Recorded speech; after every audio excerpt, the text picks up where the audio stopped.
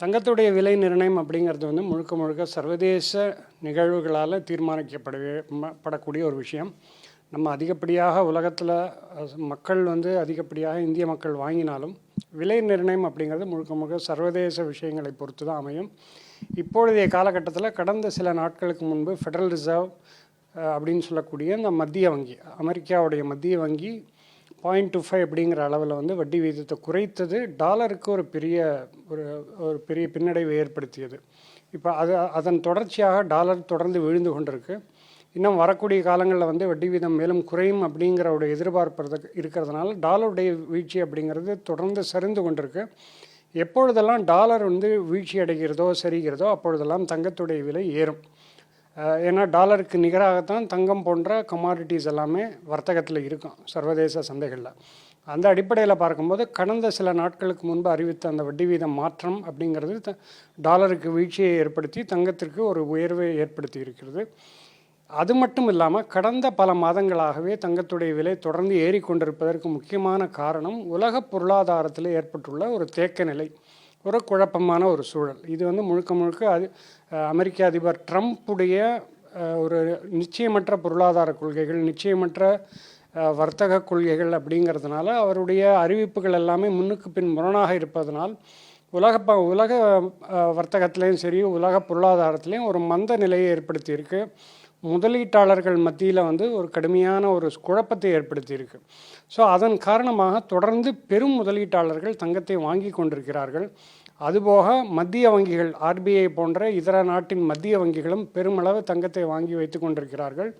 மூன்றாவதாக இந்தியா போன்ற நாடுகள், சைனா போன்ற நாடுகளெல்லாம் மக்கள், சாமானிய மக்கள் எல்லா தரப்பினருமே தொடர்ந்து தங்கத்தை வாங்கி கொண்டிருப்பதனால் இந்த மூன்று தரப்பினரின் தேவைகளும் தொடர்ந்து அதிகரித்து வருவதனாலும் டாலருடைய வீழ்ச்சியினாலும் தங்கத்துடைய விலை அப்படிங்கிறது தொடர்ந்து உயர்ந்து கொண்டே இருக்குது. அதைத்தான் கடந்த சில நாட்களாகவே பார்க்குறோம். இப்போ இந்த தங்கத்துடைய உலை வந்து 1 லட்சத்தை தொற்றுக்கு முந்தைய காலங்களில் வந்து 50,000 60,000 விற்பனை செய்யப்பட்ட நகை இப்போ 1 லட்சத்துக்கு விற்பனை செய்யப்பட்டுள்ளது. வரும் காலங்களில் இது எந்த அளவுக்கு உயரும், எவ்வளவு விலைக்கு தொடும் தங்கம்? இப்போது இருக்கக்கூடிய சூழலில் பார்க்கும் பொழுது தங்கத்துடைய விலை அப்படிங்கிறது ஒரு உயரக்கூடிய ட்ரெண்ட், அப் ட்ரெண்டில் தான் தொடர்ந்து காணப்படுகிறது இப்போ இருக்கக்கூடிய சூழல். ஏன்னா தங்கத்துடைய விலை மாற்றம், விலை ஏற்றம், இல்லை இறக்கம் எல்லாமே அந்தந்த காலகட்டத்தில் உலக பொருளாதார நிகழ்வுகள், உலகத்தில் இருக்க அரசியல் நிகழ்வுகள், இது போன்ற விஷயங்களால், முக்கியமாக டாலருடைய நிகழ்வு. இப்போ இந்தியாவை பொறுத்தளவில் ரூபாயுடைய மதிப்பு அப்படிங்கிறது கடந்த சில நாட்களாகவே, கடந்த சில வாரங்களாக வீழ்ச்சி அடைந்து கொண்டிருக்கு. நம்ம தங்கத்தை வந்து முழுக்க இறக்குமதி பண்ணுறோம். நம்மளுடைய உள்நாட்டு தங்க தேவைக்கு முழுவதுமாக நம்ம வந்து இறக்குமதி செய்து கொண்டிருப்பதனால் சர்வதேச அளவிலான அந்த விலை ப்ளஸ் கூடுதலாக நம்ம வந்து கஸ்டம்ஸ் டியூட்டி கொடுக்குறோம். ப்ளஸ் இது போன்ற ரூபாயுடைய மதிப்பு குறையும் பொழுது, வீழ்ச்சி அடையும் போது கூடுதலாக கொடுத்து நம்ம வாங்க வேண்டியிருக்கும். அதன் காரணமாகத்தான் இந்தியாவில் தொடர்ந்து தங்க விலை ஏறிக்கொண்டிருக்கு. சர்வதேச மார்க்கெட்டை தாண்டிலும் இந்தியாவுக்கு ஏற்பட்டுள்ள இந்த பின்னடைவு அப்படின்னு பார்க்கும்போது ரூபாயுடைய வீழ்ச்சி plus customs duty, import duty அப்படின்னு சொல்லக்கூடிய இதெல்லாமே சேர்த்து கூடுதலாக விலை நடந்து கொண்டிருக்கு.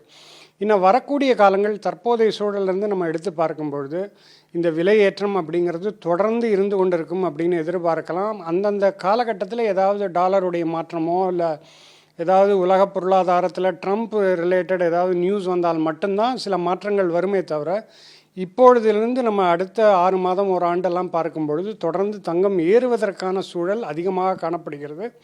இன்னும் வரக்கூடிய நாட்களில் ஏதாவது மாற்றங்கள் இருந்தால் அது ரெஃப்ளெக்ட் ஆகும். பட் இப்போ இருக்கக்கூடிய சூழலில் பார்க்கும்பொழுது தங்கம் குறைவதற்கான சாத்தியக்கூறுகள் மிக குறைவு. ஏன்னா ஏற்கனவே இப்போ ஃபெடரல் ரிசர்வ் இன்னும் வரக்கூடிய காலங்களில் இன்ட்ரெஸ்ட் ரேட் கட், அதாவது வட்டி வீதம் குறைப்பதற்கான வாய்ப்புகள் இருக்கக்கூடிய ஒரு சூழலும் இருக்குது. ஸோ ஃபர்தராக வட்டி வீதம் குறைக்கப்பட்டால் டாலருக்கு ஒரு பின்னடைவு ஏற்படுத்தும், மீண்டும் தங்கம் ஏறுவதற்கான சூழல் இருக்கும். அதனால் தற்போதைய சூழலில் இன்னும் வரக்கூடிய காலங்களில் தங்கம் ஏறுவதற்கான சாத்தியக்கூறுகள் அதிகப்படியாக காணப்படுகின்றன. இப்போது தமிழகம் போன்ற இந்த மாநிலங்களில் வந்து தங்க நகையை வந்து வெறும் வந்து சேமிப்பாக பார்க்காம அந்த தங்க நகைகளை வந்து ஆபரணங்களாகவும் தங்களுடைய கல்ச்சரில் ஒரு பகுதியாகவும் பார்க்குறாங்க. திருவிழாக்கள், அதே போன்ற பண்டிகைகள், திருமணங்கள் உள்ளிட்ட பல நிகழ்ச்சிகளுக்கு வந்து தங்கத்தை வந்து அத்தியாவசியமாக பார்க்குறாங்க. அப்போ அந்த மக்கள் வந்து, சாமானிய மக்கள் இந்த தங்கத்தை வாங்க முடியாத நிலைக்கு எட்டிடுமா? அதை என்ன மாதிரி அவங்க பயன்படுத்தலாம் தங்கத்தை வாங்குறதுக்கு? இப்போ இருக்கக்கூடிய சூழலே சாமானியர்களுடைய எட்டாக்கனியாக தான் தங்கம் போய் கொண்டிருக்கிறத நம்ம பார்க்குறோம். ஏன்னா தொடர்ந்து தங்க விலை ஒரு பிரேக்கே இல்லாமல் ஏறிக்கொண்டிருப்பது அப்படிங்கிறது சாமானியர்களுக்கு ஒரு நல்ல விஷயமாக இருக்காது.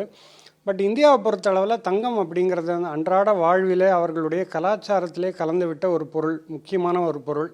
இது இப்போ இன்டர்நெட்டில் பல காலமாக இது நடந்து கொண்டிருக்கு.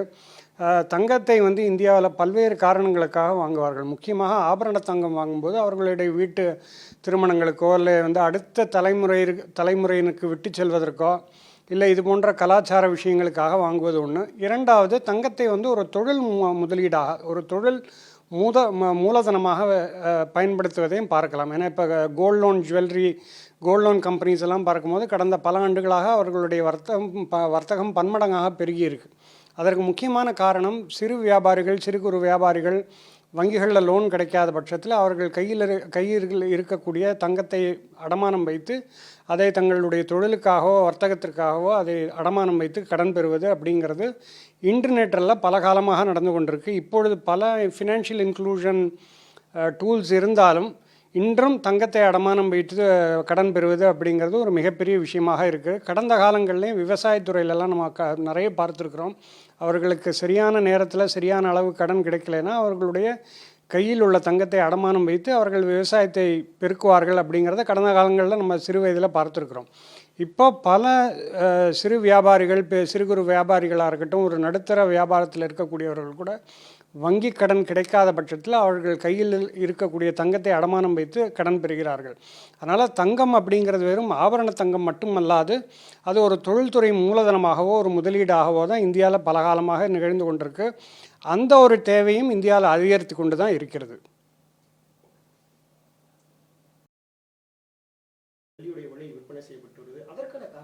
அதாவது தங்கத்துடைய பிரதிபலிப்பு தான் வெள்ளியெலாம் பார்க்குறோம். ஏன்னா தங்கம் உச்சம் பெறும் பட்சத்தில் வந்து அதில் முதலீடு செய்ய முடியாதவர்கள், இல்லை அது ரொம்ப உயர்ந்திருக்கு, அது ரொம்ப காஸ்ட்லியாக இருக்குது அப்படின்னு பார்க்கக்கூடிய முதலீட்டாளர்கள் வெள்ளியை தேட ஆரம்பித்திருக்கிறார்கள். அதாவது நம்ம சாமானிய மக்கள், இப்போ தங்கம் வாங்கக்கூடிய சாமானிய மக்கள் பெருமளவு வெள்ளி வாங்குவதில்லை, வெள்ளி குறைந்த அளவு தான் வாங்குவார்கள். பட் முதலீட்டு அடிப்படையில் உலகளாவிய முதலீட்டாளர்கள் பார்க்கும்போது தங்கம் வந்து ரொம்ப அதிரடியாக விலை உயர்ந்து கொண்டே இருப்பதால் அதை காட்டிலும் கொஞ்சம் வேல்யூ இருக்கக்கூடிய வெள்ளியில் வாங்குறதுனால தான் வெள்ளியுடைய விலையும் தொடர்ந்து தங்கத்தை ஒட்டியே ஏறிக்கொண்டிருப்பதை பார்த்தோம். இது வந்து ஒரு இன்டர்நேஷ்னல் ஃபேக்டர் தான். நான் ஏற்கனவே சொன்ன மாதிரி சாமானிய மக்கள் தங்கம் வாங்கும் அளவுக்கு மேபி 10ல் 1 பங்கு தான் வெள்ளியும் வாங்குவார்கள். அதனால் இங்கே தேவைகள் ரொம்ப அதிகமாக இருக்குது அப்படின்னு சொல்லிட முடியாது. பட் இன்டர்நேஷ்னல் சர்வதேச சந்தையில் தங்கத்திற்கு நிகராக டிமாண்டு வெள்ளியிலையும் அதிகரித்து கொண்டிருக்கிறத கடந்த காலங்களில் பார்த்துட்டு வரோம்.